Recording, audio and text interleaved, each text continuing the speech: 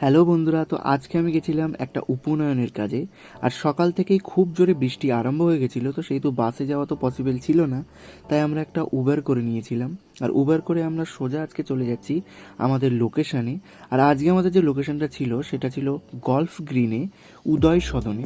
তো আমরা সবাই সেখানে পৌঁছে গেলাম এবং পৌঁছে দেখি ওখানে ডেকোরেশন এখনও কমপ্লিট হয়নি, তো সেটারই কাজ চলছে। তাই ভাবলাম বাইরে থেকে একটু গরম গরম চা খেয়ে নিই। তো গিয়ে দেখি চা তৈরি হচ্ছে, তো সেখান থেকে এক কাপ চা খেয়ে নিলাম। চাটা বেশ ভালো ছিল। তো তারপর এদিকে চা খেয়ে আস্তে আস্তে এদিকে রিচুয়ালসও শুরু হয়ে গেছিলো। তো সেটা অলমোস্ট কিছুটা কমপ্লিট করে আমরা সকালে ব্রেকফাস্ট করতে শুরু করে দিই। আর ছিল কড়াইশুঁটির কচুরি, আর সাথে ছিল আলুর দম, সাথে ছিল একটা ছানার জিলিপি। আর এ তো খুব মজা করে খাচ্ছিল। ঠিক তারপরেই একটু শরীরটা ঠান্ডা করার জন্য নিয়ে নিলাম ভার্জিন মোজিটো।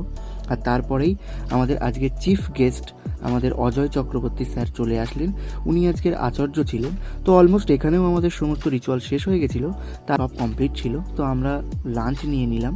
তো লাঞ্চ করার পরে সব শেষে একটা আইসক্রিম খেলাম, আর তারপরে আবার বাড়ির জন্য রওনা দিলাম। তো ভিডিওটা ভালো লাগলে অবশ্যই একটা লাইক দিও। আর ট্রেনে আস্তে আস্তে তো জঘন্যভাবে ঘুমাচ্ছিল।